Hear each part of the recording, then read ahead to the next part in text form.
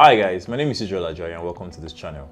On today's video, I'll be talking to you about post-production, basically telling you what goes on after you're done with your production. I hope you checked out my previous video because in that video I actually spoke about production, basically how to film like a pro. So if you've not seen that, I mean click on the link above to check that video out because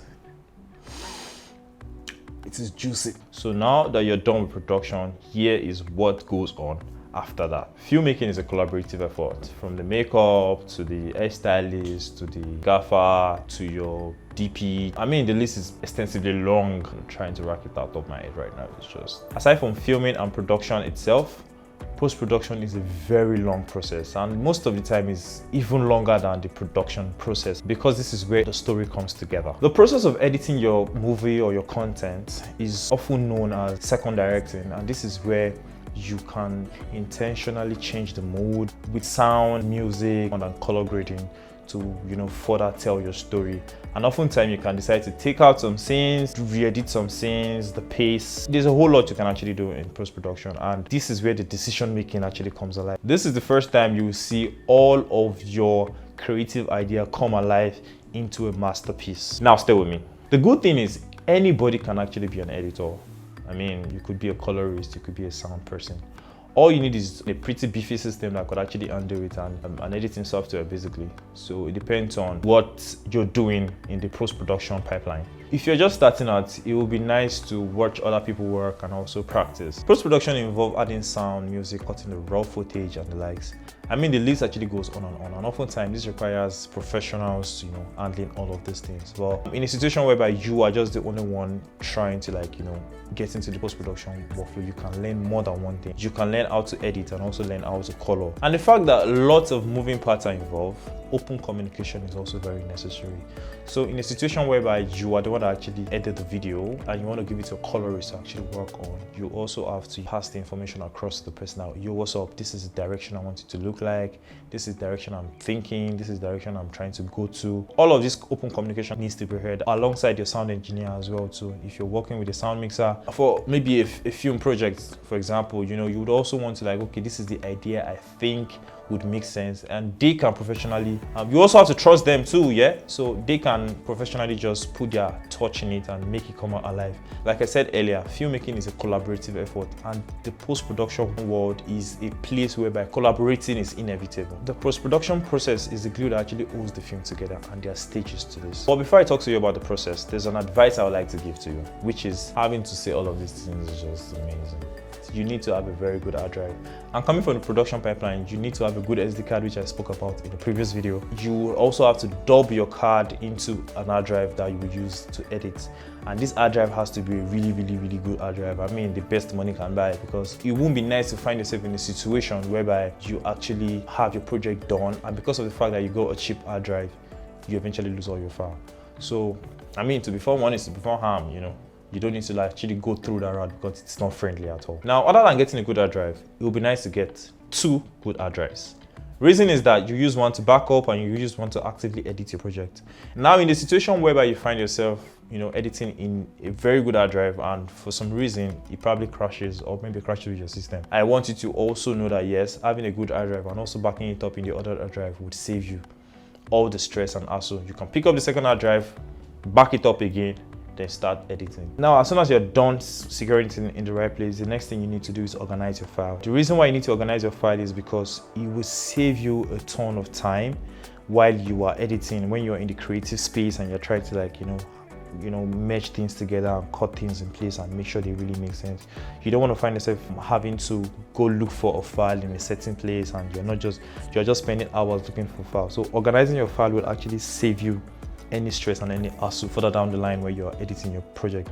And the very best way to actually organize your file is create the name of the project you want to create. Then inside the project folder, you create a series of folders that has to do with whatever project you're working on. For example, if it's more like a film, here are a few folders you need to probably create before you bring your footage into your timeline. These folders may include your After Effects folder, for those of you that use After Effects, and of course, your editing of choice folder. So you'd have to create a folder that is meant for that. You also need to create a folder for sound. You need to create a folder for audio. You need to create a folder for your assets, which might be maybe your logo, your montage, and the likes. You also need to create folders for your rushes and your images. Now, this is my own process. So you can actually fly with your own process. You can probably check online and look for how best you can actually organize your file based on the kind of project you're working on. But for me, this is the way I actually go about it. After creating this, I know that yes, I can now bring in my footage from my hard drive, save it inside the particular folder I've actually created for it. Now in this case, I'm just bringing in my footage and I've created a file that is called rushes. So it's simple. I just click, and drag all my file into that folder called rushes. And further down, I can now open the rushes folder, and also depending on the kind of project I probably worked on, if it's a music video, for example, I could create a folder for master shots. I can create a folder for b-rolls. I can create folders for the party scene. I can create a folder for the road scene if it involves a road scene.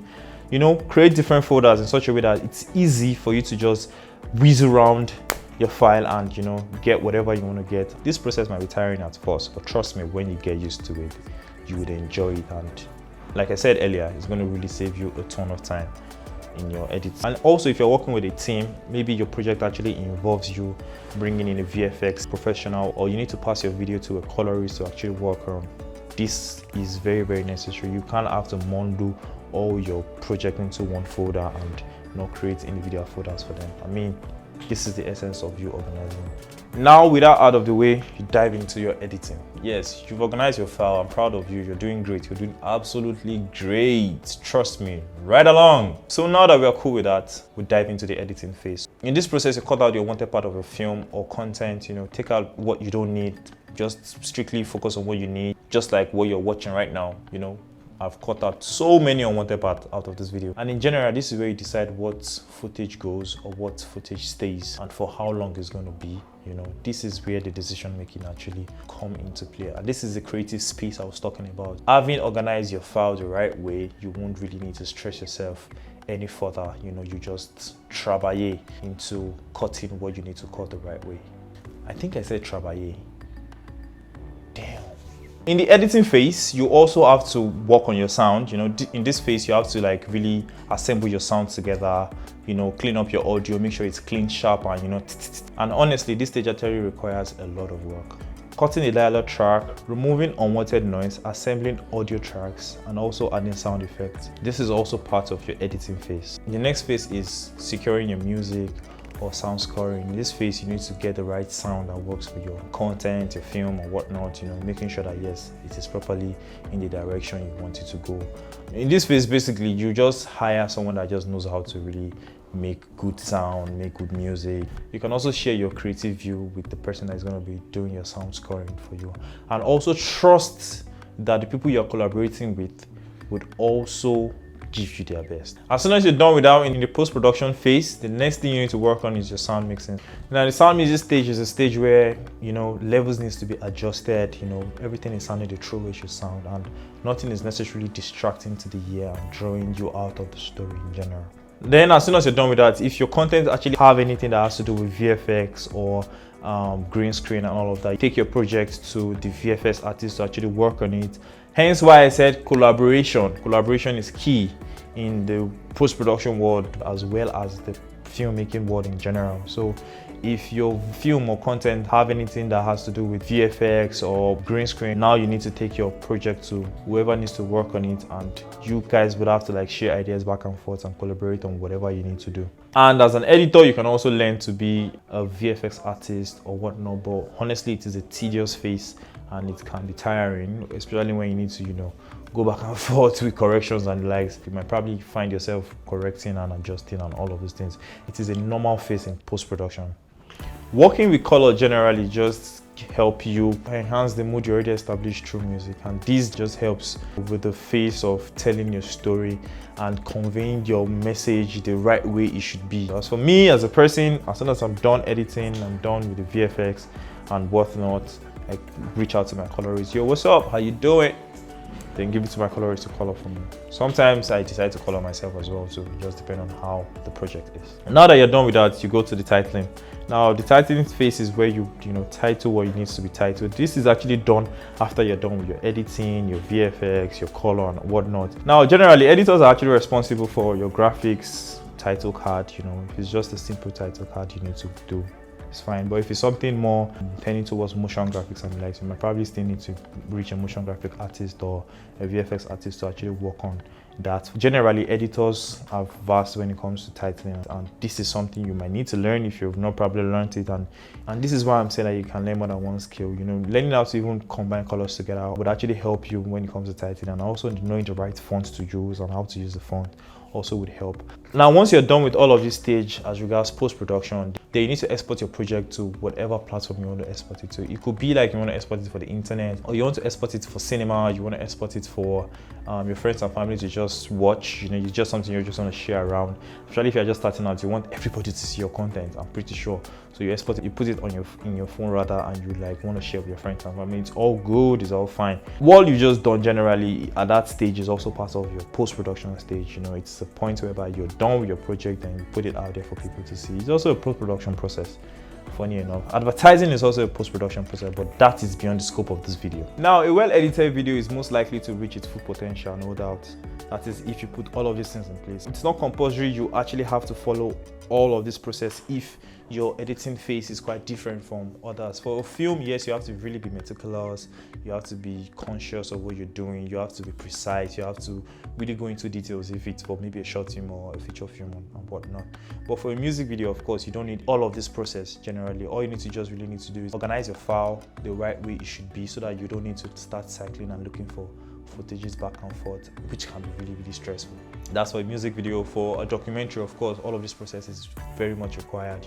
Having to organize your file the right way should be, making sure you're editing it to remove the unwanted part if it's not necessarily, making sure your audio is actually synced, mastered and properly mixed up. If it requires you having to do like a little bit of VFX or motion graphics or titling, that too can also be done. So for different projects, you would actually have to approach it differently. If you enjoyed this video, I'd appreciate it if you give it a thumbs up, share with your friends and family, film enthusiasts, content creators in general. I'd also appreciate it if you actually subscribe to this channel. Until next time, my name is Israel Ajayi. Peace.